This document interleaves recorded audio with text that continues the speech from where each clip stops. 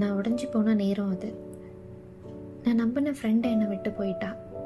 என் மைண்டில் நிறைய கொஷின்ஸ். என் லைஃப்பில் யாருமே பர்மனெண்ட் இல்லைன்னு. அந்த டைமில் தான் நீ வந்த.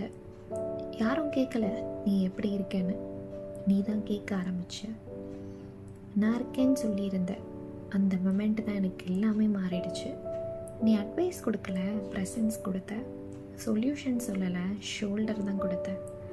நான் கொஞ்சம் கொஞ்சமாக அலறது குறைச்சிட்டேன். ஸ்லோவாக சிரிக்க ஆரம்பித்தேன். உன்னை பார்த்ததுக்கப்புறம் தான் புரிஞ்சது, யாராவது நம்ம லைஃப்பை விட்டு போனால் நமக்கு லாஸ் இல்லை, கரெக்டு பர்சன் வர்றதுக்கு ஸ்பேஸ் க்ரியேட் பண்ணுறதுன்னு. என்னை விட்டு போன ஃப்ரெண்டு எனக்கு ஒரு ரீசன் கொடுத்தா.